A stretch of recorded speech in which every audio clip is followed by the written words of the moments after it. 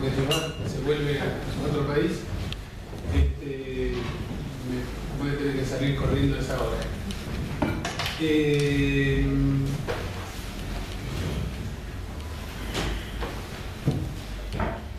Yo le había cuando me habló Andrés Rousseau de la idea de hacer esta charla de introducción a la epistemología, me pareció una idea muy buena. Aparte veníamos diciendo unos cuantos que queríamos un poco de epistemología, ¿no? Y a mí se me había ocurrido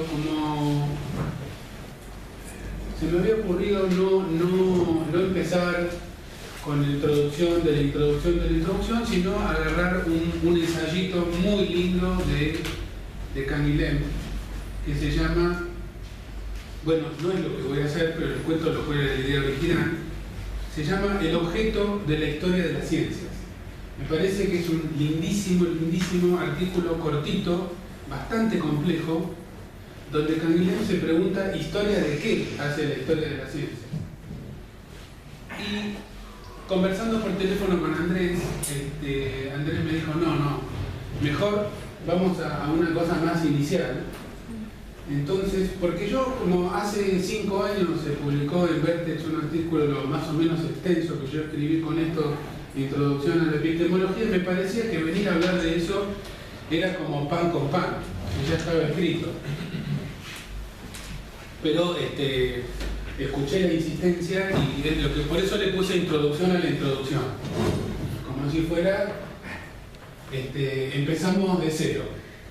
El que se aburra tiene permiso para ir al baño, para ir al café de la esquina y después volver a las 11 a la reunión de capítulos si corresponde.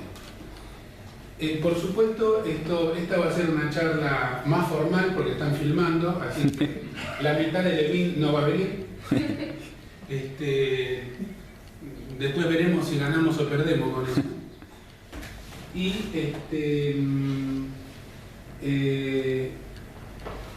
más o menos siguiendo un programa arbitrario, porque cualquier introducción es una cosa arbitraria. La propia epistemología es una cosa bastante arbitraria, digamos, desde otras perspectivas. Es una palabra que no deja conforme a mucha gente, la palabra epistemología, no deja conforme ya lo vamos a ver. Bueno, algunas referencias. Hice un PowerPoint bastante aburrido porque no tuve tiempo. Así que esto es negro, blanco y negro, sin colores, sin animación, sin fotos, que a mí me gusta poner la foto de las personas que voy nombrando. Este PowerPoint está, lo que sí me sirve porque tiene referencias bibliográficas que las pongo a propósito porque le interesa tomar nota. Igual este Power queda acá o yo lo mando por correo. No es ningún secreto, no hace falta matarse escribiendo. En el año 2008 nuestro compañero Norberto Conti hablaba de la desfilosofización del psiquiatra contemporáneo. Es un término muy lindo que nosotros seguimos usando mucho desde entonces. Con esto Conti, en un artículo que salió en Sinopsis, en la sinopsis nueva de la nueva época de AXA, denunciaba el empobrecimiento que el modelo biomédico en psiquiatría había producido y estaba produciendo en la cabeza de los colegas, sobre todo de los más jóvenes. Y en ese momento Conti hacía un llamado a animarnos, los psiquiatras, a volver a pisar terreno filosófico sin pedir tanto permiso. Mi generación, no somos distintas generaciones acá, pero digamos, los que tenemos menos años que los desaparecidos y más años que los hijos de desaparecidos, somos una generación marcada por mucho pedir permiso. Entonces no nos animamos y no tenemos el título, la habilitación, la matrícula, hicimos el curso y alguien nos colgó el cartel de epistemólogos, etcétera, etcétera, a escribir, a opinar y demás. Un poco el espíritu del capítulo y lo que generalmente queremos transmitir es animémonos a pensar, a discutir, a hablar de filosofía. No hace falta tener 3 doctorados, simplemente inquietudes, en nuestro caso inquietudes clínicas, porque vienen de la clínica, y ganas de discutir. Esto lo aclaro siempre y los amigos ya están aburridos de escucharme, pero por las dudas, si hay alguna persona que no lo haya escuchado antes, nosotros no somos filósofos, ni epistemólogos, ni metodólogos, somos clínicos. Trabajamos con pacientes, vivimos de eso, tenemos los problemas que tiene la clínica, que son muchos, y también las satisfacciones que tiene la clínica, que también son muchas. Es un trabajo muy privilegiado el nuestro. Tenemos un montón de gente que confía en nosotros gracias a la magia de la transferencia y que nos permiten ayudar. Los intereses intelectuales derivados de la clínica parten de la clínica, a veces no vuelven del todo porque el interés intelectual es un interés en sí mismo, pero a mí me gusta siempre aclarar que yo no soy licenciado en filosofía, ni epistemólogo, ni sociólogo de la ciencia, sino que soy médico psiquiatra, psicoanalista, y mi trabajo es atender pacientes. Por lo tanto, se me disculpan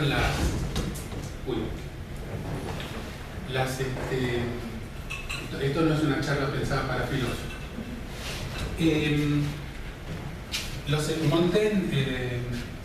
Michel de Montaigne, el inventor del género del ensayo, en el Renacimiento, en el 1600 escribe en el 1500, perdón, escribe unos ensayos maravillosos que se pueden leer. Es un libro muy recomendable para ir leyendo de a poco. Y bueno, lo que dice Montaigne es que filosofar es prepararse para morir, siguiendo a Cicerón, que la muerte es la madre de la filosofía. Y nosotros tenemos que recordar que la epistemología, provenga de donde provenga, porque hay muchas tradiciones, es terreno de la República de la Filosofía. Por supuesto, la epistemología es un terreno extracientífico, está por afuera de la ciencia. Y acá vamos a discutir. Yo no tuve el tiempo que hubiera querido para preparar la charla, pero así que acá hay bastante rejunte arbitrario. El rejunte siempre es arbitrario, lo que pasa es que se nota más o se nota menos. Hoy se va a notar más.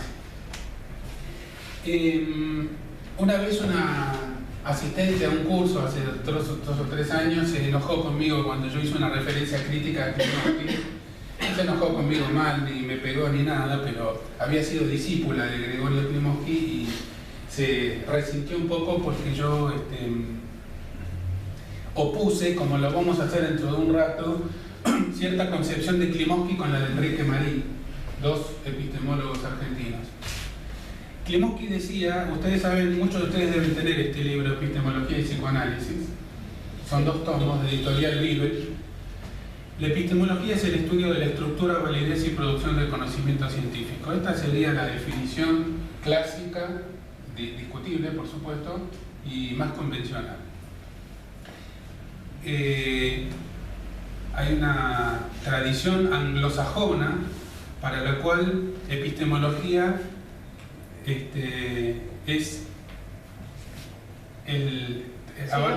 abarca todo el conocimiento. Es sinónimo de gnosiología, una palabra que nosotros no usamos. No sé si vos la usás. Todo el tiempo. Bueno, yo no la uso nunca. Ni la leo tampoco nunca.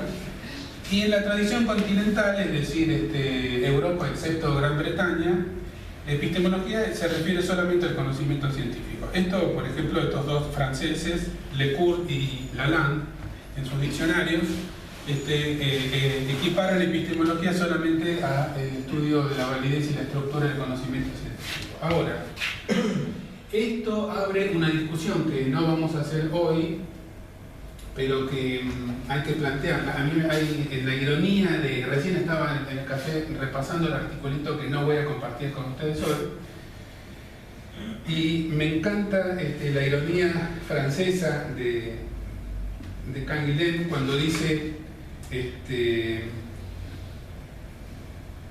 la más de las veces se da por resuelta la cuestión por el mero hecho de no plantearla, ¿no? Muchas veces se da por resuelta una cuestión simplemente por no plantearla. Bueno, yo no voy a hacer eso y digo, si estamos hablando de que la epistemología tiene que ver con el conocimiento científico, es como decir que la psiquiatría es una ciencia, en el caso nuestro. Y en verdad no lo es. Entonces, pero eso da para una discusión en otro momento, donde sería bueno... Una cosita, en esa cita de Klimovsky, que la recuerdo particularmente, él quiere marcar la diferencia entre epistemología y metodología, que es otra de las cosas que a veces se confunde, que cuando se está hablando de epistemología se está hablando de métodos de conocimiento y que no es lo mismo. No. Sin embargo, cuando uno lee a Klimovsky a veces se confunde las dos cosas. No, pero bueno, hoy vamos a discutir con Adrián. Acá, como habíamos dicho que la idea era hacer un despeje bien inicial del asunto, hay que empezar a distinguir 3 o 4 cosas distintas. Una es la ciencia propiamente dicha como una producción. Antes que todo, otra aclaración más. Nosotros estamos muy cuando hablamos de la ciencia, la filosofía, la historia de la epistemología, estamos hablando casi siempre el 99% de las veces de Europa. Entonces, bueno, solamente dejar dicho que existen otras concepciones y otras historias y otras tradiciones en otros continentes y nuestra formación es muy europeocéntrica. Solamente para que quede dicho. Si no, parece que todo empieza y termina en Europa. En América Latina, por eso se empezó a hablar de historia de las ideas, porque era política, idea, literatura, ciencias y todo a la parte del movimiento positivista argentino relee todo lo anterior como historia de las ideas, que es una cosa mucho más amplia. Claro. Bueno, una cosa es la ciencia y otra cosa es la epistemología. Entonces, tienen que ser cosas distintas, hablando de no confundir unas cosas con las otras. La ciencia, suponemos, esto también es discutible, como es discutible cualquier periodización, estamos hablando de un tipo de pensamiento que arranca entre los siglos XVI y XVII y que tiene una historia y que muchos de ustedes conocen mucho de eso. En cambio, la epistemología nace a comienzos del siglo XX, cuando el discurso científico empieza a entrar en crisis. Esta es una cita de Esther Díaz, una filósofa argentina que habla de la postciencia. Esto tiene un error. Tiene un error. Tiene que decir post, parecía la psiquiatría. Sí, no. Ese fue la mano va sola de escribir PSI, pero no. Es la postciencia. Un capítulo dentro de un libro de ella misma del año 2000. Y ella dice, no es casual que justamente para la misma época en que comienza la crisis de la ciencia moderna, principios del siglo XX, comience también la reflexión sobre ella, es decir, la epistemología. La filosofía comienza a reflexionar sobre lo ya acaecido y crea un nicho teórico para pensar sobre aquello que comienza a perder su verdor. A mí me gusta cómo está escrito eso. De todas formas, porque me parece aparte muy claro, además de la cuestión poética, está bastante claro. Que la ciencia haya perdido su verdor o haya entrado en alguna clase de crisis al principio del siglo XX no significa que hoy no sea probablemente el discurso más fuerte todavía en nuestra cultura, que como vamos a decir después, algunos sociólogos la llaman la cultura epistémica en ese mismo sentido. Entonces, si la ciencia nace con la era moderna, nace 500 años antes que la epistemología. Entonces, una cosa es historia, una cosa es epistemología, otra cosa es ciencia y otra cosa es historia de la ciencia. En este artículo que yo les recomiendo que lean de Canguilhem, lo que él discute es ¿qué significa historia de la ciencia? ¿Cuál es el objeto de la historia de la ciencia? ¿Historia de qué es la historia de la ciencia? ¿Es historia de los descubrimientos? ¿Es una cronología de hechos? Y él dice que el objeto de la historia de la ciencia es la historicidad del discurso científico. Eso es lo que dice Canguilhem. Es muy interesante porque todas estas cosas a veces parecen juegos de palabras, pero es importante despejar un poco algunos conceptos y tomar posición, porque no se trata solo de comprenderlo, sino de tomar posición para no confundir una cosa con la otra. Hay muchos, y esto para otra cosa que genera confusión. Muchas veces se habla de ciencia y se habla de Platón, de Aristóteles, de Epicuro, de Tomás de Aquino, etcétera, etcétera. Bueno, eso no es ciencia. Sin embargo, la ciencia moderna siglo XVI y XVII, se apoya en antecedentes y conocimientos algunos muy anteriores. Una preguntita, cuando dices historia de la ciencia, en historia se distingue entre historia, que sería un hecho al lado del otro, lo más ordenado posible, con fuente, y lo que en alemán llaman la Geschichte. Sí. Y hay trabajos, yo me acuerdo en el Congreso de Filosofía que se hizo hace bastante en La Plata, que realmente hacer historia de algo es hacer una filosofía de ese algo. Porque si no, yo acumulo datos. En cambio, el concepto de Geschichte en alemán es una reflexión, porque ¿cuál es el criterio que yo junte todos los datos, o que ordene de un modo u otro? De algún modo hay una idea reflexionante que me hace que siga, así que yo creo que todas las historias de algún modo son filosofía de la ciencia que yo historizo. Todas las historias de la ciencia.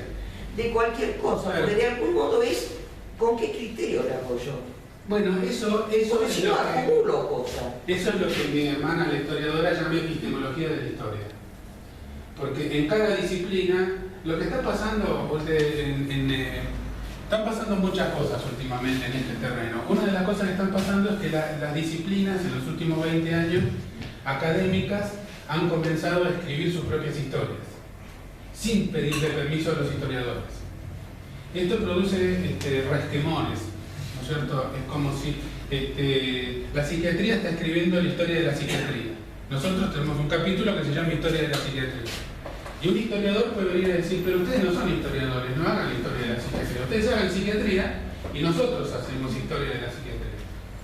Entonces, esto que dice recién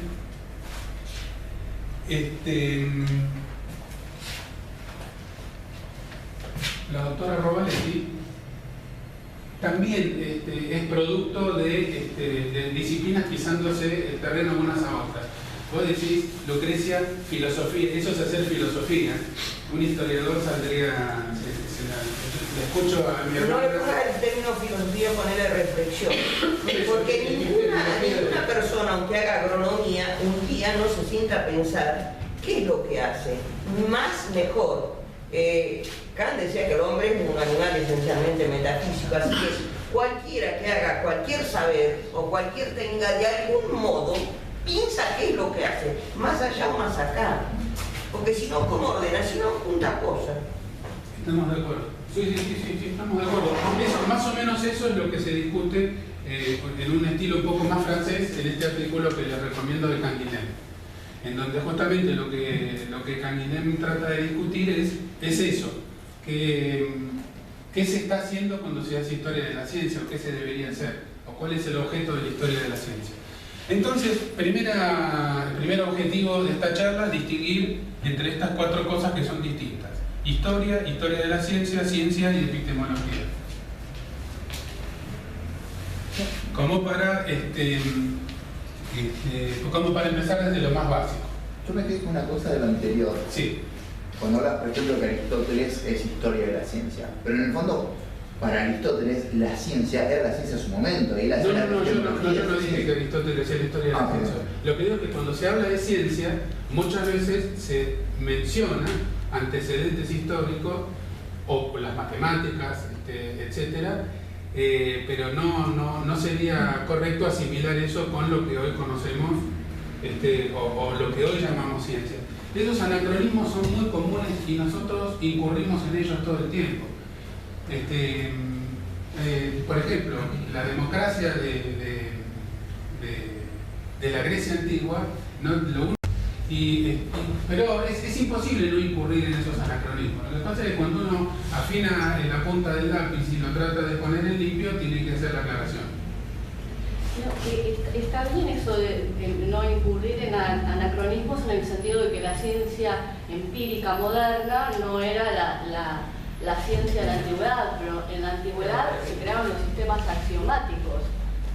Y eso es todo un modelo de ciencia que nace con Aristóteles.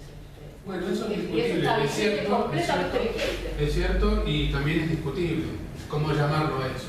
Pero bueno, está bien, por supuesto, la historia no empezó con Newton ni tampoco empezó con Aristóteles. No digo porque ciencia está la ciencia empírica, está la ciencia axiomática, y eso es mucho más antigua que... Sí, es discutible si a eso se llama algo ciencia. Bueno, yo siguiendo a Klimovsky. Claro, pero eso es discutible si Hay eso es la ciencia. en Subiria hay un capítulo en el cuaderno de Torres Historia y Dios que se llama algo de la filosofía moderna, recuerden que él estudió con Heisman, y distingue, es la aparición del concepto de fenómeno lo que hace pasar de la ciencia antigua, que era ciencia, a la ciencia moderna. La noción de fenómeno, eso es fundamental para entender. Yo se lo escaneo y se lo planto. Bien. Entonces, el siguiente paso el primer paso era más o menos definir epistemología, que es una definición problemática, como queda claro por lo que intenté decir yo y con los aportes de Adriana y de Lucrecia, es una definición problemática. Porque aparte hay muchas tradiciones, hay distintas tradiciones, ahora vamos a ver un poquito más, es muy distinto leer los aportes anglosajones que los aportes continentales, muy distinto, se habla de cosas distintas. Entonces está bien, por eso me interesaba este artículo de Canguilhem, donde él se pregunta, bueno, ¿cuál es el objeto de la historia de la ciencia? Uno puede decir cuál es el objeto de la epistemología también, y también cuál es el objeto de la ciencia, ¿no es cierto? ¿Y cuál es el objeto de la historia? Para los historiadores marxistas, la historia es una ciencia. Para los historiadores no marxistas, no es una ciencia. Es más parecido a la filosofía, como dice Lucrecia. Y todo esto, que parece un juego de palabras, en realidad tiene consecuencias en lo que se puede lograr como producto intelectual cuando uno lo pone a trabajar. No da lo mismo hacer una lectura desde una perspectiva que desde otra. Ahora yo quiero hacer un pequeño recorrido que no es exhaustivo y que voy a dejar un montón de cosas por la mitad, por eso la idea de ponerle el título de introducción a la introducción, ¿sí? Como para empezar a mover las cosas más iniciales, más básicas, como fue el pedido para esta charla de hoy. No, yo no tengo un catálogo de todas las corrientes epistemológicas que existen, agarré las que a mí me parecen más importantes y que tienen que ver con nuestra tarea, además, con nuestra tarea. El artículo ese que yo escribí hace 5 años lleva como título algunos problemas epistemológicos de la psiquiatría contemporánea, es decir, estaba en una primera parte era un poco esto y una segunda parte se refería directamente a la psiquiatría como disciplina médica.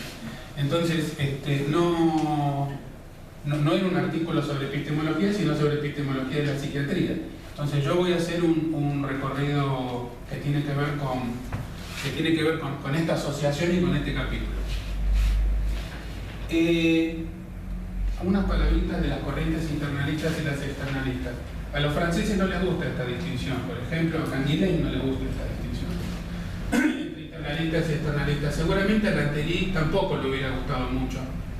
Estañaro decía en la reunión pasada que Ranterí era más internalista de lo que reconocía. Ahora vamos a ver qué quiere decir esto. Nadie es 100% internalista ni 100% externalista, pero son dos perspectivas distintas. Les leo a Los usos sociales de la ciencia de Pierre Bourdieu, no sé si leyeron ese libro o lo tienen en la biblioteca. Él dice, están quienes sostienen que para comprender la literatura o la filosofía es suficiente leer los textos. Para los partidarios de este fetichismo del texto autonomizado, que floreció en Francia con la semiología y que hoy vuelve a prosperar en todo el mundo con lo que se denomina postmodernismo, el texto es el alfa y el omega, y cuando se trata de comprender un texto filosófico, un código jurídico o un poema, no hay que conocer nada más que su letra. El internalismo, los que se apoyan en una vertiente internalista, sostienen que el análisis epistemológico de la ciencia se debe hacer desde adentro de esa ciencia misma y desde su propia lógica. Podríamos decir que, ahora vamos a ver algunos ejemplos. ¿Me van siguiendo hasta acá? Sí. Podemos, cientificismo, se entiende lo que quiere decir, es un reduccionismo, ¿no es cierto? El cientificismo, que se escucha bastante por ahí, sería la explicación de todas las cosas del mundo desde la perspectiva de la ciencia y entendida la ciencia desde un punto de vista bastante simple también, como vamos a ver después.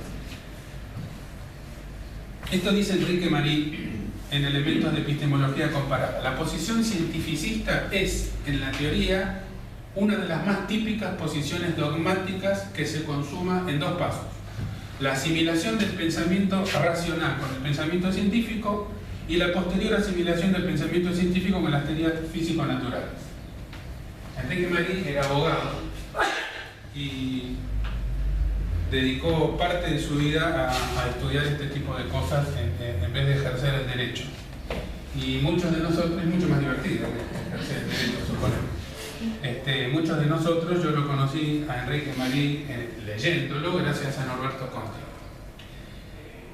Bueno, se entiende lo que quiere decir el Entonces, la física del internalismo. ¿Cómo? Eso sería una crítica, ¿no? Una Sí. discusión. No, eso sería una crítica, por supuesto, sería una crítica. De todas formas, ya le voy a adelantar una cosa. Como cuestionamiento. Un cuestionamiento.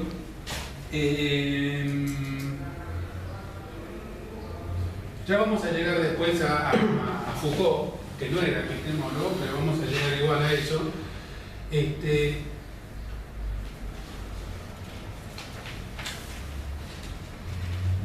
Es tan complejo el tema que uno puede encontrar a alguien que diga que la epistemología es un problema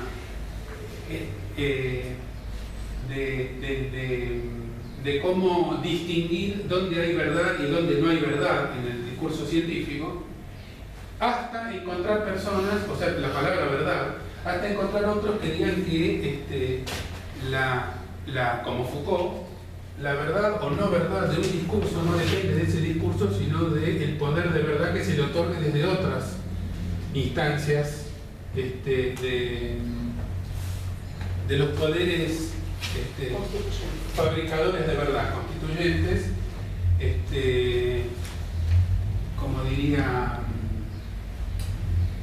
¿cómo se llama el griego? Castoriales. Entonces, el griego francés se enojaría. Entonces también existe una concepción internalista y una concepción externalista de la propia epistemología.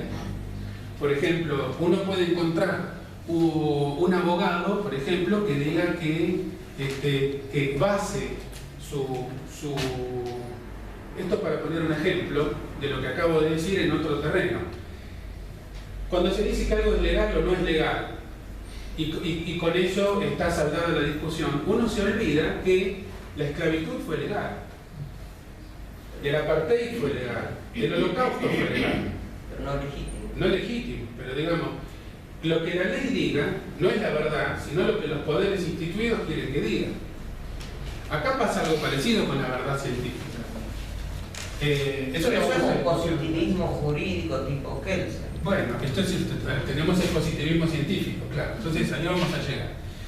Las corrientes externalistas, que también tienen su exageración, ustedes ya dedujeron que yo soy más externalista que internalista, por un defecto genético familiar, pero hay que reconocer también, como dice la profe Elia Picón, ni pelado ni con 5 pelucas.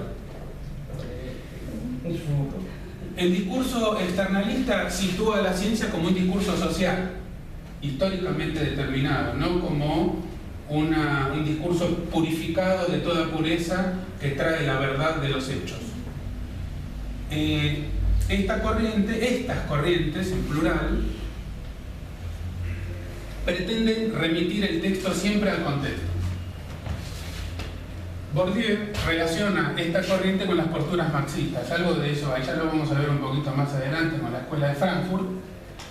Y también podemos agregar a Foucault, que no era marxista, ni mucho menos, cuando habla de los efectos de verdad, no de la verdad de un discurso científico, sino de los efectos sociales de verdad que tiene una afirmación. Esto lo vamos a ver. Foucault habla de régimen de verdad. Una cosita. Sí. Esta distinción entre internalistas y externalistas, hay como dos versiones del externalismo. Uno sería más la Foucaultiana, donde siempre en todo discurso verdadero está implicado un poder que opera ahí para producir esa verdad. Esa sería una versión. Pero hay otra versión externalista que tiene que ver no con el poder, sino con ser conscientes a esta altura de los tiempos que un concepto es la historia de su producción. Y eso no tiene mucho que ver con el poder y los intereses. Vamos a llegar, estamos empezando. Vamos a llegar porque mi idea es tratar de plantear distintas versiones del asunto. No digo para que el externalismo no quede tan del lado de Foucault. No, no está del lado de Foucault, está del lado de los marxistas en realidad. Históricamente está del lado de los marxistas. No es lo mismo, Son cosas muy distintas. Foucault no era marxista para nada. No era marxista, realmente no lo era. Foucault es un personaje que sigue siendo muy controvertido. La obra de Foucault es mucho más grande que la de Lacan y Freud juntas. No está terminada de publicar, más grande no en importancia sino en tamaño, en volumen. No está terminada de publicar por problemas de derechos y de herencias, etc. Y Foucault yo creo que fue un tipo brillante, genial, muy autocontradictorio también, porque algunas cosas que dijo después se desdijo, muy histérico políticamente, porque coqueteaba con unos y salía con otros, y etcétera, etcétera, pero dejó, a mi manera de ver, en una época muy fructífera del pensamiento, después del Mayo francés y demás, 5, 6, 7, 8 cuestiones muy estimulantes para el pensamiento, pero yo no tomo como verdad revelada a ningún autor. Pero ¿dónde aparecería ahí todo lo que es hoy en día el constructivismo? No sé, déjenme terminar y después vemos qué cosas dejé afuera. Vamos a ver qué cosas dejé afuera. Porque el conductivismo, al constructivismo ya vamos a llegar, eso está bajo el título de Sociología de la Ciencia, que son los constructivistas en epistemología. Después están los constructivistas en otras áreas. Los constructivistas son los que afirman que, al revés del positivismo lógico, que la realidad no es una cosa existente y dada, sino que se la construye en base a las teorías que se formulan y en base a ellas es que uno tiene contacto con la realidad. Espero más o menos abarcar todo ese área, si no, lo que quede afuera, me encantaría que me ayuden a meterlo adentro. Positivismo lógico, habíamos dicho principios del siglo XX, de epistemología. Bueno, acá está el Círculo de Viena. Esto tiene una palabrita en alemán, que no me acuerdo. Acá saltaría Juan Carlos Fantin, porque Wittgenstein, cualquiera que mencione Wittgenstein separa a Fantin. Efectivamente, estamos hablando acá del primer Wittgenstein, no del segundo Wittgenstein, pero porque después Wittgenstein se aleja de las posiciones del positivismo. ¿Cuándo se para? ¿Con el primero o con el segundo? Con el segundo. El primero lo podemos criticar y Fantin no se enoja. Con el segundo no se toca. Entonces, bueno, ustedes conocen a algunos de estos señores, antecedentes en el siglo XIX y antes aún también en el pensamiento de Bacon. Ustedes, por motivos que no vienen al caso, yo he leído bastante a Dickens y lo tengo muy presente. Las lecturas que uno hace cuando uno es adolescente terminan siendo referencias para toda la vida. A uno lo troquelaron más o menos como el imprinting de Conrad Lorenz. Entonces, Hard Times, Tiempos Difíciles de Dickens, es una novela fantástica. Dickens era un gran observador y crítico de la realidad del siglo XIX. Y esta novela es una crítica del positivismo del siglo XIX. Es impresionante el inicio. Está el profesor Gradgrin, que es un maestro autoritario que quiere que todos los alumnos hagan siempre lo mismo. Y en la primera página, si ustedes abren el libro, está Gradgrin diciendo, tanto es así que hoy se usa la palabra Gradgrin en inglés para referirse a una persona muy autoritaria que no admite que nada sea parte de su curso. Él decía, hechos. Lo único que necesitan estos chicos son hechos. Denle hechos y ellos van a construir el razonamiento. Dickens lo hacía desde una perspectiva crítica, escribiendo en esa misma época, no en el siglo XXI, donde nosotros somos unos piolas bárbaros criticando a Augusto Comte. El positivismo es una rama del inductivismo que afirma que no es necesaria una teoría previa al conocimiento y que se parte de la observación. Cada cosa de estas que yo estoy diciendo tiene una historia y tiene una avenida grande de profundización y tiene también una explicación histórica y de contexto. Un inductivista, esto lo dice Chand, este señor, Alan Chalmers. Este es un libro básico de epistemología que les recomiendo, básico, muy bueno, muy neutro, mucho más neutro que yo en todo caso. Y este señor era un físico. Me encanta el epígrafe que usa Chalmers para su libro, el Cuarteto de Alejandría de Lawrence Durrell, una novela que estaba muy de moda en primera mitad del siglo XX. Dice, al igual que todos los jóvenes, me proponía ser un genio, pero afortunadamente intervino la risa. Es buenísimo esa referencia antes de un libro de epistemología. Un inductivista diría esto, si pensara en voz alta. El conocimiento científico es conocimiento probado. Las teorías científicas se derivan de los hechos, de la experiencia adquiridos mediante observación. La ciencia es objetiva, el conocimiento científico es fiable porque está objetivamente probado. Aunque a ninguno de nosotros esto nos termine de convencer y todos nosotros hayamos pensado y reaccionado frente a este tipo de razonamiento, es importante considerar que en nuestra disciplina actual esto sigue vigente. Que son estos los argumentos con los cuales la corriente biomédica defiende sus posiciones reduccionistas. Son los mismos estos argumentos con los cuales el marketing vende fármacos de venta libre por televisión. Cuando se dice que está científicamente probado y aparece un actor con un guardapolvo blanco y viene un estetoscopio colgando, se apoya en la penetración cultural, en la educación, etcétera, etcétera, porque el discurso científico positivista es como el patriarcado. Está metido, sin que nos demos cuenta, en los argumentos de venta de la industria farmacéutica, en la publicidad, en lo que el paciente viene a pedirle al médico. Entonces no lo consideremos, aunque nosotros lo critiquemos, pensemos que es una postura simplista que ya está superada, no nos olvidemos que además de la discusión filosófica sobre el conocimiento están los efectos políticos de ese conocimiento. Nosotros podemos considerarlo perimido, pero políticamente está muy vivo.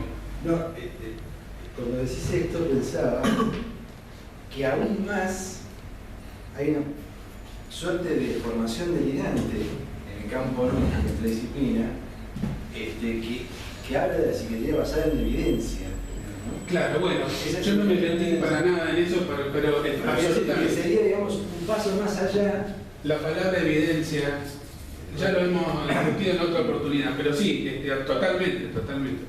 Nosotros, a veces, esto es un comentario que lamento que vaya a quedar grabado, pero no importa. Se puede editar, se puede editar. Nosotros, a veces en el capítulo de historia, nos metemos en realidades, a veces podemos llegar a olvidarnos de que en el terreno en el que vivimos y en el que trabajamos, aunque nosotros no creamos que existe la evidencia, políticamente sí existe, y existe en las mentes de la mayoría de nuestros colegas y de la mayoría de nuestros pacientes. Entonces, eso obliga a tener una postura muy humilde, no de guerrillero, sino de mucha humildad. Nosotros no somos los poseedores de la verdad. Y tratar de ver que algunos pacientes pueden incluso venir con demandas angustiantemente reales, buscando verdad, buscando evidencia, porque lo leyeron en internet, porque lo dice Google, porque lo dice el American Journal. Y tenemos que tener también, cuando abrimos la puerta del consultorio, una mayor flexibilidad que la que yo por lo menos he tenido muchas veces con ese tipo de cuestiones. Existe. Nosotros dialogamos todo el tiempo con esta postura. Eso es lo que se distingue hoy entre la construcción profesional y el diagnóstico de la realidad y lo que es la construcción profana. Finalmente, la construcción profana proviene de la influencia de las ciencias sociales, de la antropología, de toda esa diversidad, que cada uno trae, si quiere, el discurso de una cosa, y si nosotros imponemos una construcción profesional de enfermedad al paciente, el tipo va y consulta al que está al lado. Totalmente de acuerdo con Lucrecia, pero más aún, también yo creo, últimamente, antes yo no era así, les juro, pero últimamente creo que también tenemos que tener una postura más humilde y de mayor diálogo con los profesionales que piensan distinto. Que piensan distinto legítimamente, sacando de lado los hijos de puta, con los que no es bueno dialogar, porque no hace bien a la salud, pero hay buena gente honesta que realmente tiene fe en el discurso científico, como si fuera, digamos, casi fe, digamos. Bueno, con esa gente también hay que aprender a dialogar, sobre todo, bueno, los que somos docentes en la universidad, etc. El día que uno piensa que está en lo cierto, ese día uno empieza a mandar macanas, porque trabajamos con pacientes, digo, nuestras certezas son más peligrosas que si nosotros fuéramos solamente académicos. Perdón, ¿puedo decir algo en relación a esto? Bueno, vos hace poco viniste a hablar en la residencia también y tocaste este tema, y a mí me pareció interesante lo que vos planteaste, de, bueno, que sí es necesario tener ciertas certezas cuando uno atiende. Si bien no se trata, me parece que lo importante es no tener reduccionismo ni en un sentido ni en el otro. Uno, si bien obviamente sabe de dónde surge el discurso, digamos, más acá en este ámbito, que uno se cuestiona, quizá hay que tener una reflexión más crítica que en otros lados, donde está también el facilismo de, bueno, a mí me sirve o es más fácil utilizar un algoritmo para tratar al paciente, o digamos ubicar al paciente, encasillarlo, utilizar un fármaco y todo lo que hay detrás, lo económico que hay detrás. Uno necesita ciertas certezas a la hora de estar con el paciente y a su vez uno las usa como psiquiatra muchas veces. Uno no va a negar que viene un paciente con depresión, lo va a tratar y que generalmente empieza por unirse. Eso es medicina basada en la evidencia. Y me parece interesante, vos en uno de tus creo que es en este trabajo, en el de la Vertex, que vos citás al historiador, yo no sé pronunciar el nombre, pero es Paul Bain, creo que se pronuncia Paul Bain. Sí, Bain. Que él toma la analogía esta de los peces en la pecera, y cuando él habla de la reflexión, él habla de un desdoblamiento. Y dice que esto implica ser el pez que está dentro de la pecera, pero al mismo tiempo ser un observador que está afuera. Entonces me parece que por momentos uno sí está inmerso en este discurso que quizás es científico y que muchas veces es necesario, pero lo importante es tener otros momentos en los cuales uno hace una crítica de esto. No, lo que dice Julieta es lo que venía yo diciendo antes, que nosotros somos clínicos, hay que acordarse de eso, porque si fuéramos filósofos y nuestra producción fuera esta, seríamos filósofos bastante malos. Nosotros somos, digamos, sin falsa modestia, somos buenos clínicos. Y recurrimos a este tipo de recorridos para satisfacer la enorme cantidad de inquietudes que suscita la clínica, que es un terreno con muchos baches, que nosotros necesitamos rellenar de sentido algunas veces, a veces con mucha angustia también. Esto que dice Julieta, y que yo lo tomé de Paul Berry, que entre paréntesis era un gran amigo de Foucault y escribió uno de los libros más lindos sobre Foucault, crítico y elogioso a la vez. También lo dice Lía Recon, a mí me lo enseñó Lía. Hay dos momentos, el momento de la clínica y el momento posterior. Entonces uno se hace todas estas preguntas en el momento posterior.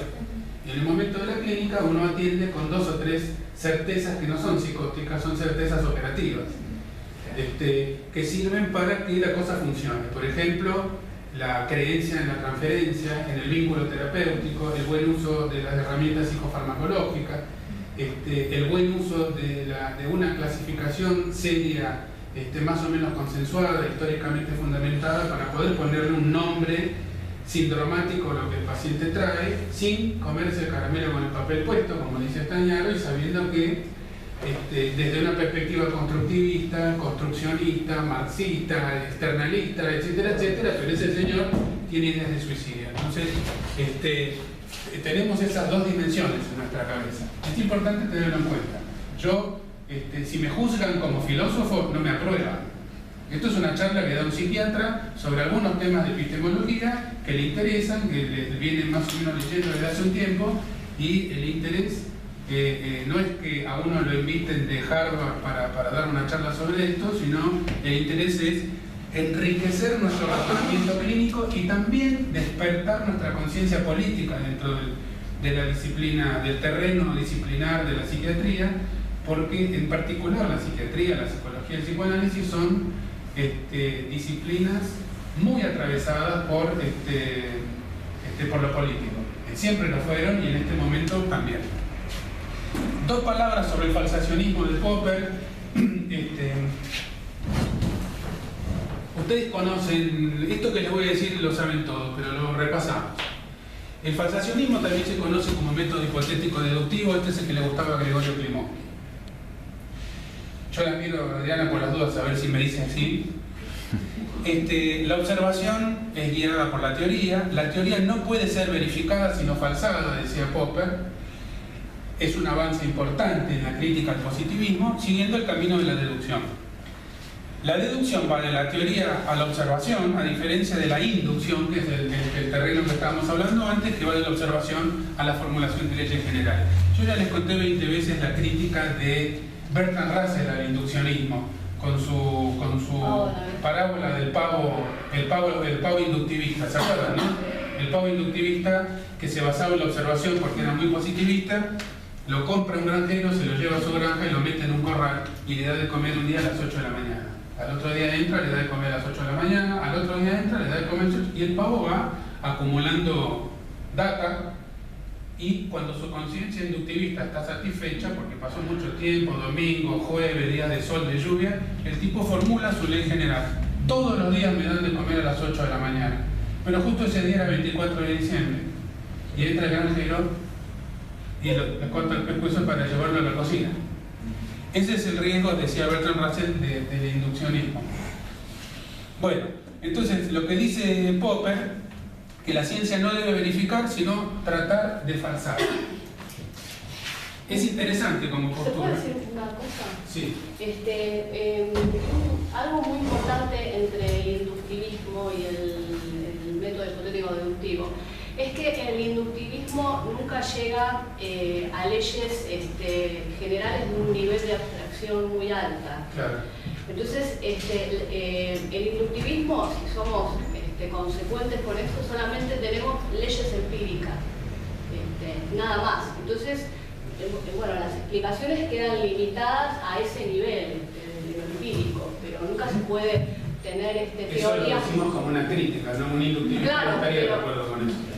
Sí, pero después del inductivismo y todo eso viene toda la parte de las leyes estadísticas. Hoy nadie está hablando de las leyes recogidas por inductivismo, está bien, uno hace estudios de cohorte y todo eso, pero en última instancia lo que hay son leyes estadísticas, error probable, y es lo que va, y si uno le tocó en esa parte de la dispersión.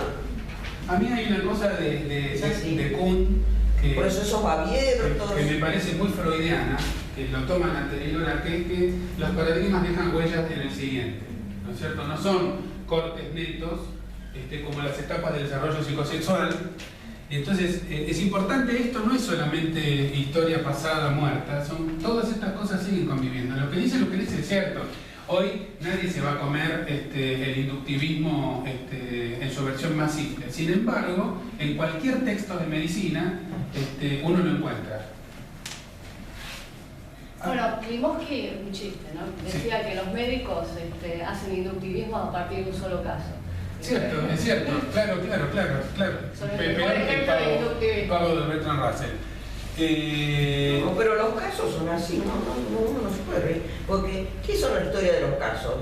Son casos que tienen tanto peso que han servido los casos de Freud, los casos clásicos. Pero no hablaba de casos clásicos. Claro. Ya sé, de una sola observación. Hay un libro muy lindo de Juan David Ignacio que se llama Los casos más famosos de psicosis de la historia, y el primer capítulo se llama ¿Qué es un caso? Y ahí, pero eso es otra cosa. Claro, eso es ejemplaridad. Eso es un caso. Ignacio habla de las 3 funciones del caso: heurística, hermenéutica y metafórica. Es muy lindo ese capítulo. También es epistemología, pero no es lo que estamos viendo ahora. El falsacionismo de Popper se le hacen 2 tipos de crítica. Las críticas de orden lógico. Si tenemos tiempo les voy a leer un poquito acá de Chalmers, porque esto es más difícil de verlo acá como está escrito, pero lo que dice esta crítica es que una hipótesis es falsable si existe un enunciado observacional incompatible con la hipótesis, pero resulta que los enunciados observacionales dependen de la teoría y también son falsables. Si tenemos 5 minutos les leo una página de este libro donde hay un ejemplo muy clásico de esta crítica lógica al falsacionismo. Y de orden epistemológico, que es una concepción internalista, ¿no? Define la ciencia no por su metodología como si se tratara de un conocimiento puro. Sin embargo, el falsacionismo de Popper sigue teniendo influencia importante.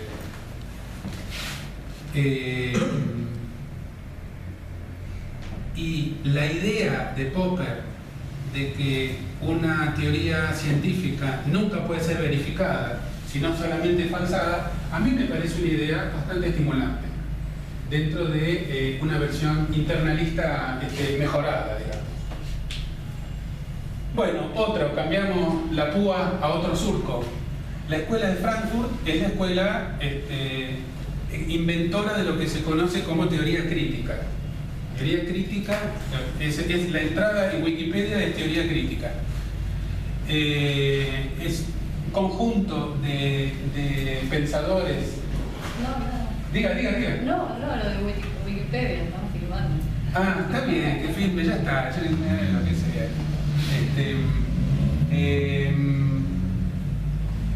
Apoyos en estos 3 autores, también en el segundo de Wittgenstein, y estos son los nombres.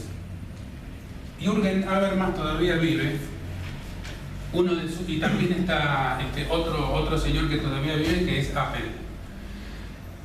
Bueno, esta es una perspectiva post-marxista, digamos, ¿no? Con muchas diferencias. Lo que sostienen los autores de la escuela de Frankfurt es que no existe un modo de representación de la realidad, por ejemplo la ciencia, que pueda hacerse sin tener en cuenta las condiciones generales impuestas por el sistema capitalista. Lo que dicen estos señores es: el sistema capitalista impone un tipo de condiciones tan generales, universales, y de tentáculos tan largos y tan sutiles, que si no lo tomamos en cuenta, no estamos haciendo una representación de la realidad real, discúlpenme la expresión. Nos estamos tragando estamos escotomizando un elefante pintado de rosa fucsia. Acá un grupo de la gente de ciencias exactas del año 60, Marsacchi, Herrera, hicieron una crítica que la ciencia no es neutra, que depende del capital, que nosotros miramos a una ciencia neutra norteamericana, todo el modelo de la ciencia, de la productividad, etcétera, etcétera.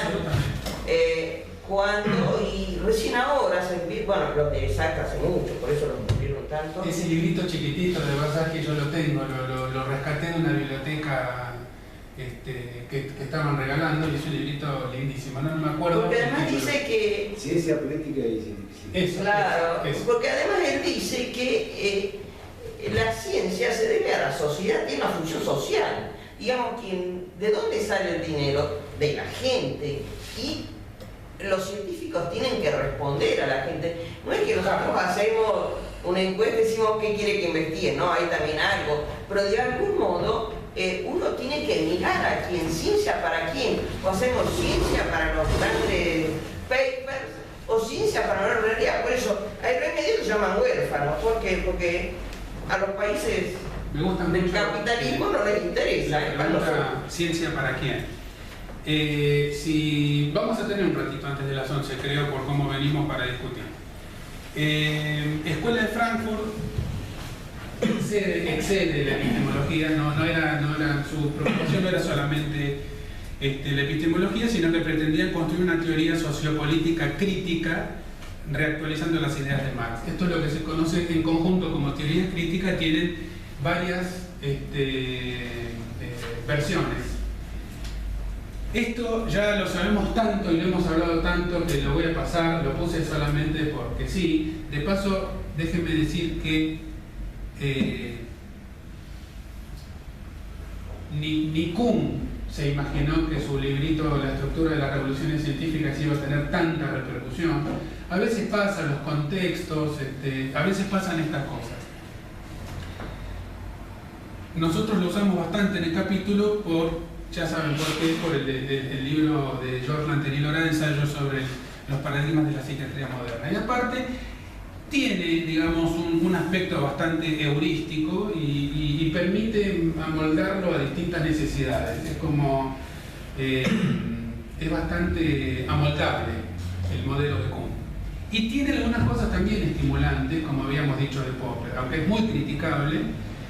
Lo que tiene de interesante es esto de no tomar la verdad científica como universal y el conocimiento científico como una cosa que se va construyendo hasta llegar a la gran verdad que nos comunica con el creador, sino que es cuando aparece la historicidad en epistemología, a mitad de la década del siglo XX. Unos minutitos de sociología de la ciencia, que acá aparece lo que decía Lucrecia. Los sociólogos son unos tipos bastante interesantes, digo yo. Vale la pena escuchar a los sociólogos, los antropólogos también, se parecen poco. Bueno, esto va a quedar grabado. Yo estuve casado muchos años con una antropóloga y aprendí mucho, es la mamá de mis hijos, aprendí muchas cosas que nunca hubiera aprendido, sino los antropólogos que miran lo micro, los sociólogos que miran lo macro, nos enseñan un montón de cosas a nosotros que trabajamos con personas. Yo agregaría a lo que dijo Adriana, que dijo Klimovsky, que en general el médico no solamente construye una teoría a partir de una observación, sino que además nos enseñan a evitar un discurso muy arrogante. Así salimos de la facultad, formando parte de un club con matrícula para hacer recetas, para hacer diagnósticos, para decidir sobre la vida y la muerte, y hay que salirse un poco de esa arrogancia también para escuchar lo que se dice de nuestra práctica desde afuera. Y la sociología de la ciencia es una cosa que... Imagínense, ¿por qué sociología de la ciencia? ¿Por qué los sociólogos se ocupan de la ciencia? Porque justamente pescaron que la ciencia era, y sigue siendo, agrego yo, uno de los discursos más fuertes, más autorizados en la sociedad occidental. Entonces van a ver qué tienen los científicos para fabricar tantas verdades, entre comillas, ¿no? Entonces, la sociología de la ciencia no pone el acento en la estructura interna, sino en los modos de producción de los grupos que se dedican a la ciencia.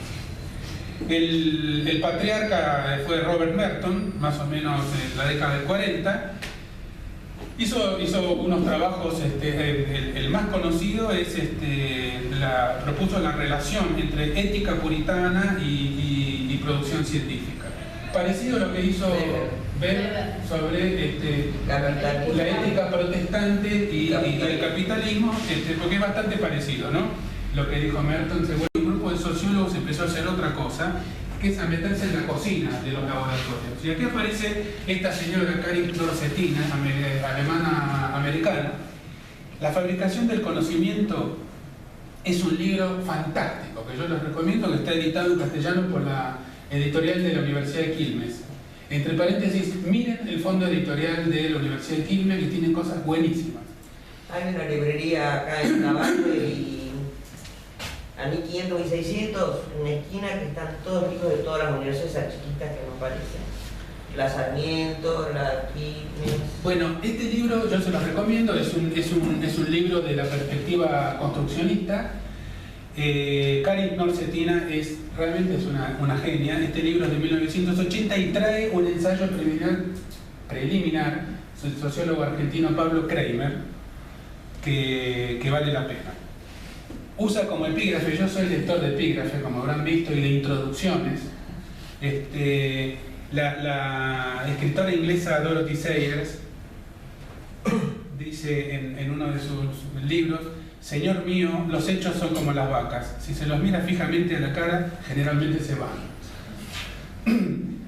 Harold Carr, el historiador inglés de Cambridge, que yo cito en ese artículo del 2010, dice lo mismo. Dice: los hechos históricos son como una bolsa, solo se sostienen en pie según lo que uno le ponga dentro. Estas son las críticas a la perspectiva inductivista positivista. Y Pablo Kramer en este mismo libro dice: el conocimiento es concebido como el resultado de las relaciones sociales que deben ser explicadas con prescindencia del valor de verdad que las creencias tengan. Y pone creencias en vez de teorías científicas, lo cual ya es Y Knorr-Cetina dice: las culturas epistémicas son culturas que crean y garantizan el conocimiento, y la primera institución del conocimiento en el mundo es aún la ciencia. Por eso valdría la pena estudiarla. Porque vivimos en culturas epistémicas, en donde la aspirina se vende más si está científicamente probado. Antes se podría haber dicho el remedio que recomiendan las abuelas. Hoy eso no vendería tanto. Sí, había un texto de Ortega, de él distingue los usos. La sociedad se conforma por usos, y hay usos del tipo intelectual y otros no. Bueno, él habla de creencias, ideas, dice que en las creencias se está, las ideas se tienen, y nadie se pelea por ideas, se pelean por creencias, y muchas de estas son creencias científicas. Totalmente, son creencias científicas, sí. Y entonces por eso uno se pelea. Mire, muy interesante eso. Vuelvo a Bourdieu, otro sociólogo, no epistemólogo, sino sociólogo, que escribió los usos sociales de la ciencia. Y Bourdieu, con esto y Foucault terminamos. Bourdieu inventó la noción de campo científico para superar la dicotomía internalismo-externalismo. Entonces les leo. Él dice: elaboré la noción de campo para salir de esa disyuntiva externalismo-internalismo. Digo que para comprender una producción cultural, por ejemplo científica, no basta con referirse a su contenido textual, pero tampoco con referirse al contexto social y conformarse con una puesta en relación directa del texto con el contexto. Es lo que yo llamo error de cortocircuito, que consiste en relacionar una composición musical o un poema simbolista con las huelgas de Fourmier o las manifestaciones de Anzin, como lo hicieron algunos historiadores de arte. Mi hipótesis consiste en suponer que entre esos dos polos muy distantes hay un universo intermedio llamado campo, literario, artístico, jurídico, científico, es decir, el universo en el que se incluyen los agentes que producen, reproducen o difunden la ciencia en nuestro caso. Este universo es un mundo social como los demás, pero que obedece a leyes sociales más o menos específicas. Típico razonamiento sociológico. Descubrir mundos que tienen sus propias leyes, submundos que tienen sus propias leyes.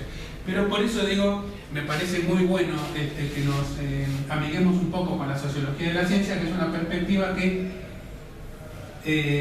sobre todo la norteamericana, nosotros leemos muy poco acá. Voy cerrando, 5 o 10 minutitos. Esto es una modesta creación de este bolero, como dicen las cantantes, me pertenece, dicen, cuando van a cantar un bolero propio. Este bolero me pertenece. Yo le llamo epistemologismo ingenuo a esto, a una definición rígida de la ciencia. Yo conozco libros, acá no puse la cita, y menos mal porque están filmados, pero hay un libro que se usa mucho en la facultad, de un metodólogo de la facultad, que dice que la ciencia tiene objeto propio, metodología propia y un lenguaje matematizado. Esa es la definición de ciencia. O sea, ahora, es un libro que existe ahora, yo lo tengo arriba en mi escritorio. ¿Se puede decir el nombre? No, porque está prendida la cámara. La reedificación de las ciencias formales es el epistemologismo ingenuo. Piensen en nuestro terreno en la historia de la ciencia, la influencia de François Magendie, que un día dijo: la fisiología solamente es fisiología si se apoya en la física y en la química, y punto. Y esto fue el origen de lo que 50 años más tarde desembocaría en el siglo XX como la biomedicina, y después con el desarrollo tecnológico más. Y el énfasis es en el análisis metodológico, que es lo que traen todos los papers bajo el subtítulo Materiales y Métodos.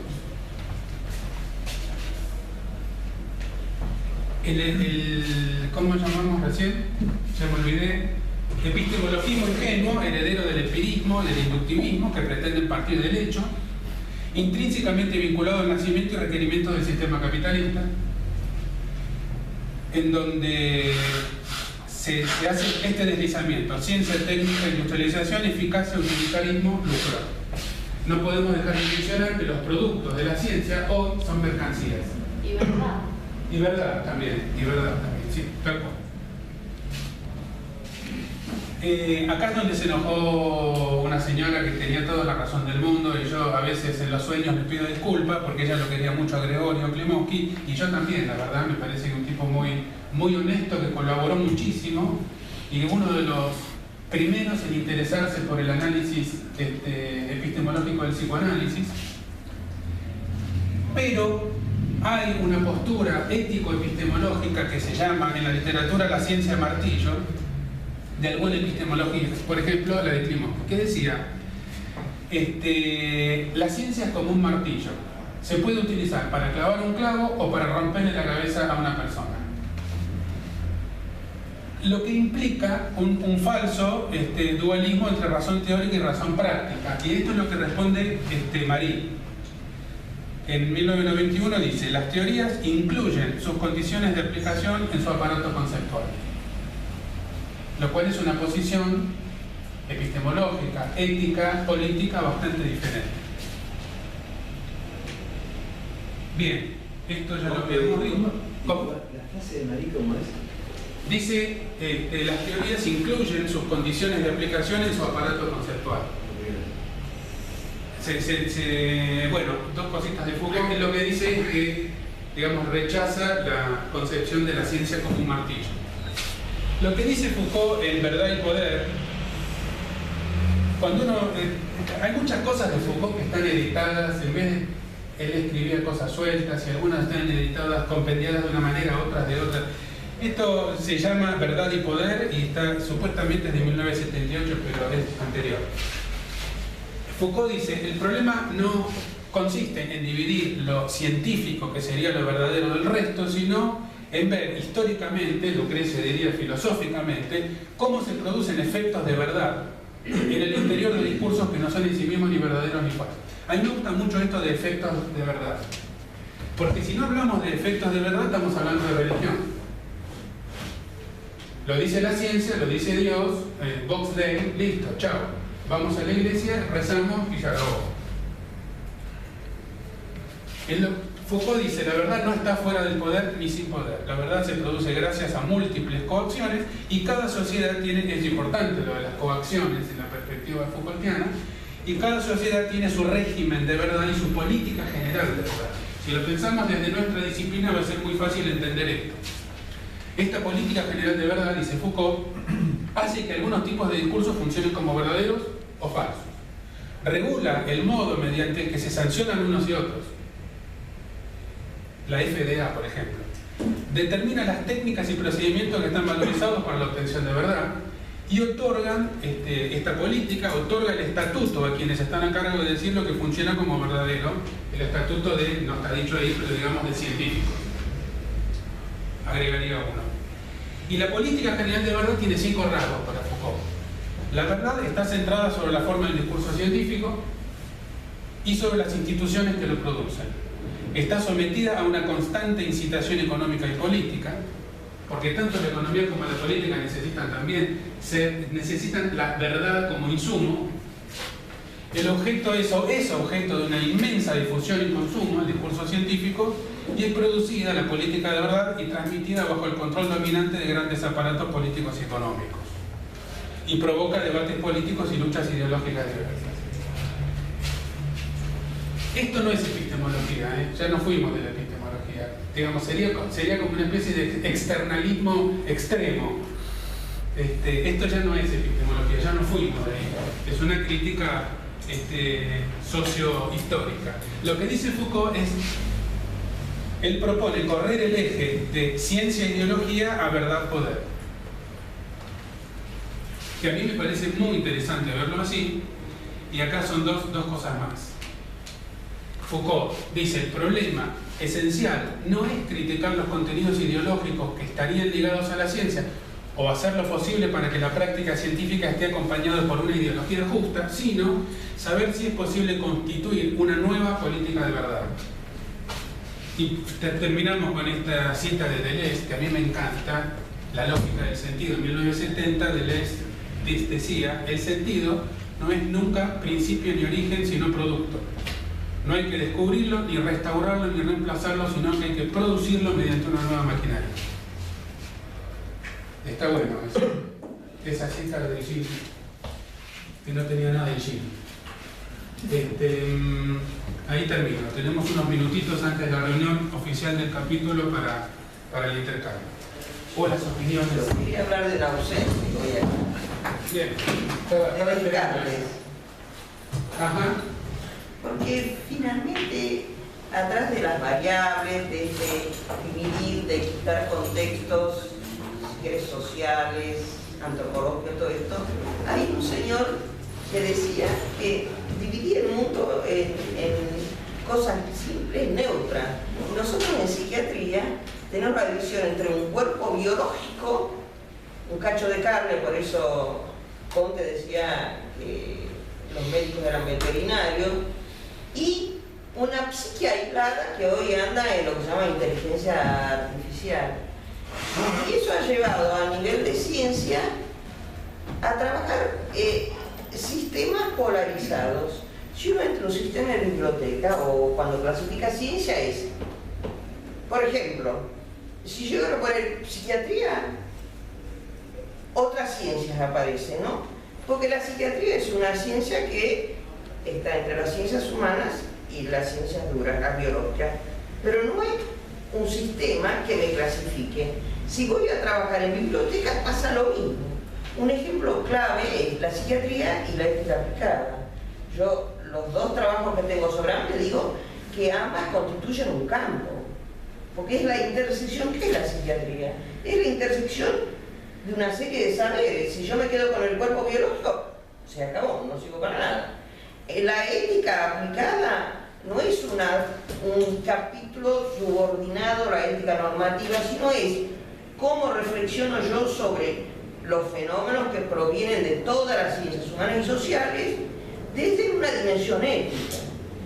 Y esto completaría de algún modo esto de Barzal, que decía, bueno, la función social de la ciencia, la aplicación para quién la ciencia, y hoy en día, con todos los desarrollos que hay de la ciencia y los escándalos del capitalismo, está diciendo, ¿se puede hacer todo lo que se quiere? ¿O todo lo que se puede? ¿O hay una dimensión ética que dice uno para hasta acá? La ética, finalmente, una de las raíces del movimiento bioético, nace de los escándalos de investigación. Sí. Que si hubo una eventualidad no sirve para nada, siguen dando. Muchas de esas antes que sí. Hicimos una vez un repaso de los escándalos de investigación que desembocaron en el nacimiento de la bioética contemporánea. Bien, ok, sí, tenemos un ausente. René Descartes. Descartes presente. Y Morel que le retruca a él. Porque la verdad que hoy en día se tiene que hablar de sistemas complejos. Si querés, aparece ahí la sociología de la ciencia, son sistemas complejos. Sí, faltó otro ausente de la epistemología de la complejidad, que también es otra epistemología contemporánea que no está presente en este repaso, pero podría haberlo estado. Sí. Y está vivo todavía el francés Morán, que en realidad es Morin, ¿no? Uno escucha Morin, otro dice Morán. Edgar Morin también le dicen por ahí. Bueno, que es ese, que ustedes se ponen en YouTube, ponen Edgar Morin y aparece una entrevista que le hicieron en la década del 80, muy interesante, donde dice cosas desde la perspectiva de la complejidad que le inventó él. Si es que uno puede decir que un ser humano inventó algo, yo creo que son productos colectivos, pero en un pasaje muy interesante, Morán dice, le preguntan, ¿usted piensa que el ser humano, qué porcentaje de biológico y qué porcentaje de cultural? Y él mira así y dice, yo estoy convencido de que el ser humano es 100% biológico y 100% cultural. Una respuesta lindísima, anti-intuitiva, haciéndole ole a la pregunta estúpida, que yo también hubiera hecho, por cierto, de qué proporción hay de una cosa y de la otra. Y esa es la respuesta que él le da a Descartes entre la res extensa y la res cogita, se la da 5 siglos más tarde, ¿no? Digamos, tiene un poco de ventaja.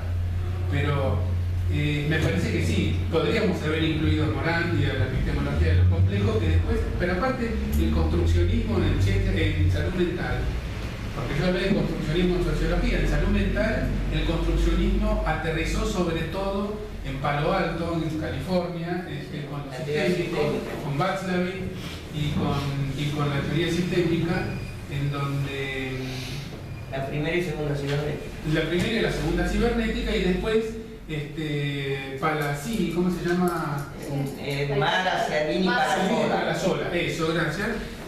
Los italianos, los sistémicos del norte de Italia, son los construccionistas puros, y después los norteamericanos fueron menos construccionistas. Y es muy interesante. Nosotros estamos acá medio desprolijamente haciendo algunas cosas que son del campo de la salud mental y otras que son de afuera. Pero sí, es cierto. Muchos psicoanalistas hoy que escriben sobre epistemología, por ejemplo Luis Holstein, por ejemplo nuestra querida Silvia Lechma, ya sabía alguien lo que iba a decir, efectivamente se basaban en lo que ellos llaman el paradigma de la complejidad, utilizando la palabra paradigma en un sentido distinto que común. ¿Y tu posición? Porque vos dijiste que había que tomar posición frente a todo esto. Yo creo que mi posición, hoy a la tarde me siento a escribir 120 páginas y te lo mando. No, creo que está, mi posición está más o menos no clara, en el sentido de que sí está clara, pero a ver, mi posición está... Yo no creo, está en proceso, por supuesto. Yo no creo que uno tenga que elegir uno de estos que yo puse acá. Sí me parece que mi posición tiene que ver con en relación a la psiquiatría, al principio, en el sentido de definirme como un clínico y no como un filósofo. Eso es una posición. Desde la clínica es una posición desprolija por naturaleza. Y con respecto a, digamos, el problema de la epistemología nos desvela a los médicos mucho, porque los médicos hablamos de hechos. Cuando nosotros queríamos defender la del encuentro pasado que tuvo Daniel Matusevich, la perspectiva psicopatológica, citábamos a Henriet cuando hablaba del hecho psicopatológico. Y después nosotros venimos a decir que los hechos son como las vacas, que si uno los mira se van, pero después en el otro minuto hablamos del hecho psicopatológico. Entonces, nuestra práctica es desprolija desde el punto de vista epistemológico. Nosotros, los clínicos, no nos podemos dar el gusto de tener una postura exclusivamente sociológica, exclusivamente positivista, exclusivamente construccionista. Menos mal, como dice Lucrecia, pero bueno, yo creo que la postura que yo defiendo es la postura crítica. La postura crítica en general, no la de la teoría crítica de la escuela de Frankfurt. Ahora, fíjate, en el Philosopher Index, Sí. que es el órgano, ¿sí? Hay un capítulo de filosofía de la psiquiatría, yo lo todavía lo escribí. Hay un vos no sos filósofo, pero en la medida en que vos reflexionás sobre tu propio quehacer, estás haciendo filosofía. Sí, Ese animal metafísico que hablaba Kant, no te enojes por lo del animal, ¿no? No, que se enoje Kant en todo caso. Yo no. Pero la verdad es que cada vez que uno piensa, no hay necesidad de... Heidegger en su función metafísica decía que no hay necesidad de sacar los títulos, leer los libros para hacer filosofía. Estoy de acuerdo. Hacer filosofía es reflexionar sobre lo humano de los humanos. Y estoy de acuerdo, sí, hay que asumirlo totalmente. Hay que asumirlo. Lo que pasa es que lo que yo estaba tratando de deslindar es una cuestión ética derivada de la tarea. No es lo mismo, no es que esté mejor ni peor, No es yo muchas veces me levanto soñando con ser investigador full time y no trabajar en la clínica. Y otras veces digo, no, si yo no atiendo pacientes no podría vivir feliz. Pero digo, no creo que una cosa sea mejor que la otra, son complementarias, lo hacemos entre todos. Pero los que atendemos pacientes necesitamos, digamos, no podemos darnos el gusto de tomar posturas rígidas. Por supuesto que hay algunos límite inferior y límite superior que se transforman en absoluto, pero dentro de eso creo que uno va a cambiar. Bueno, entiendo lo que vos decís de tener posturas no rígidas, suficientemente amplias y ricas desde lo teórico, pero a mí que me gusta mucho la epistemología, me parece que una de las cosas por las cuales la psiquiatría está estancada en muchas cuestiones y que no puede desprenderse del discurso dominante, es precisamente porque no toma posición. Es decir, no hace verdadera epistemología de la psiquiatría tal como plantea Berrios. Sí, sí hace. Esto lo hemos discutido con Adriana, ahora lo estamos haciendo por el público, pero lo hemos discutido. Dejemos la discusión planteada. Yo ahí no estoy de acuerdo con eso porque yo creo que el problema no es epistemológico, sino político. Creo que es un problema de poder y no un problema de la estructura del conocimiento.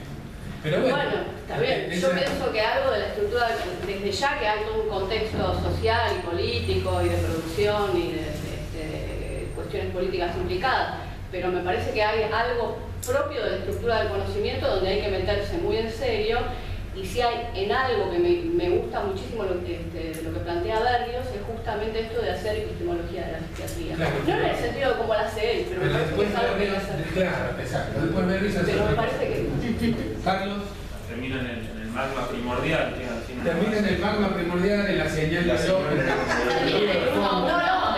No me estoy refiriendo a lo que él propone, pero sí al planteo de una necesidad de hacer epistemología de la psiquiatría.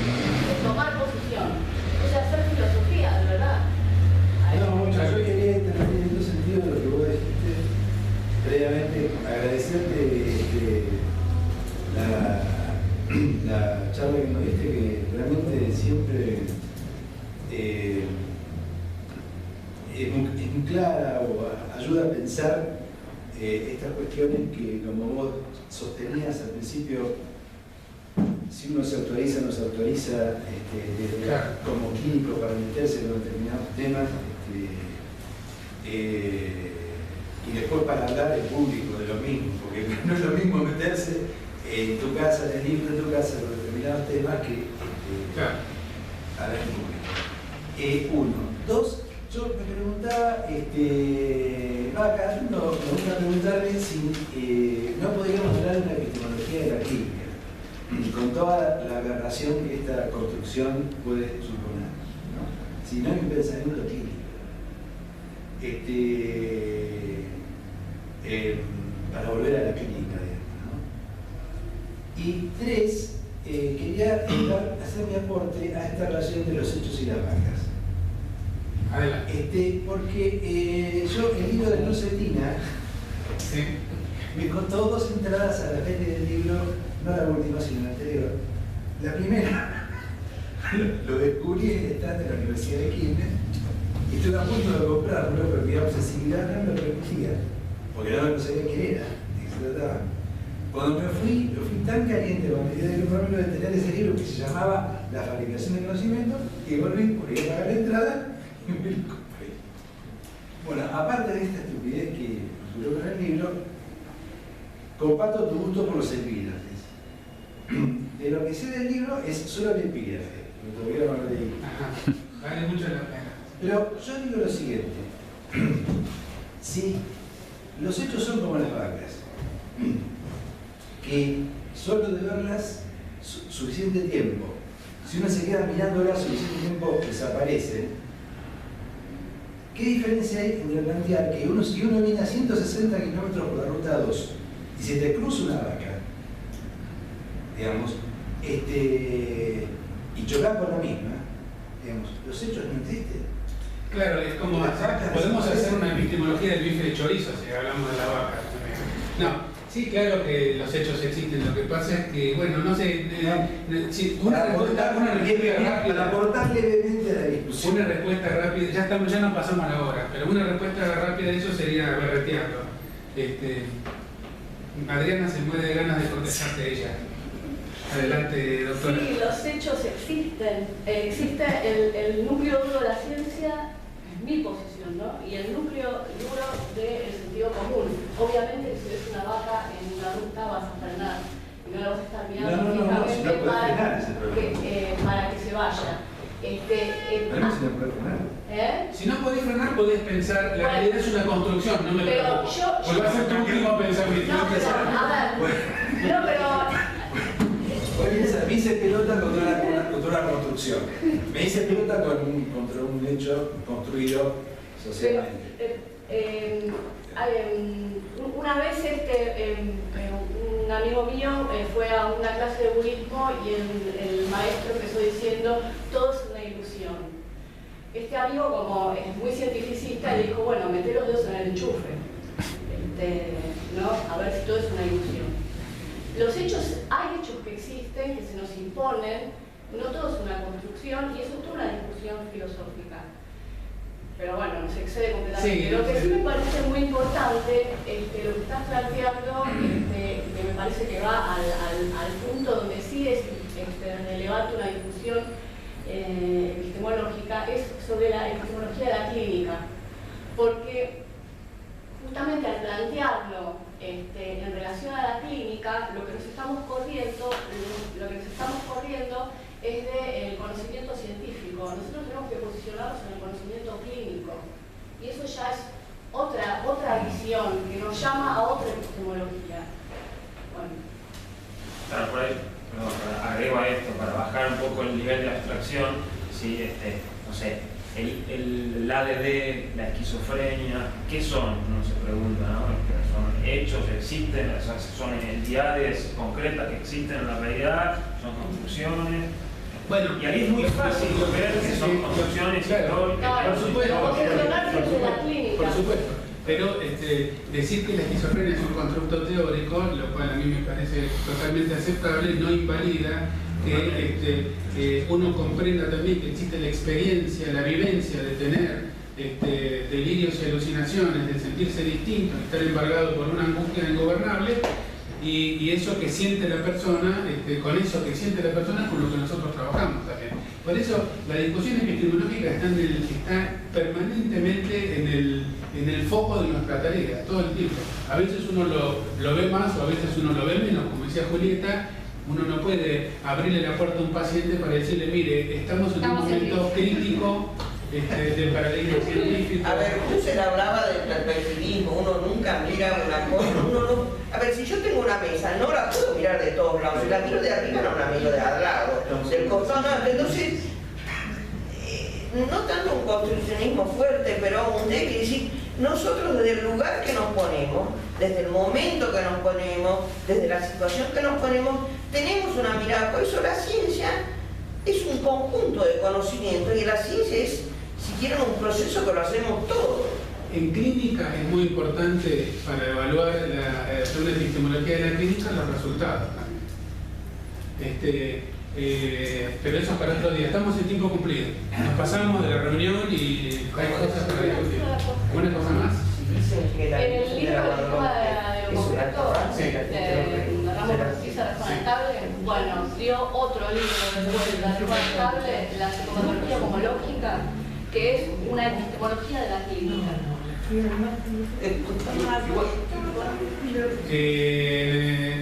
Sí.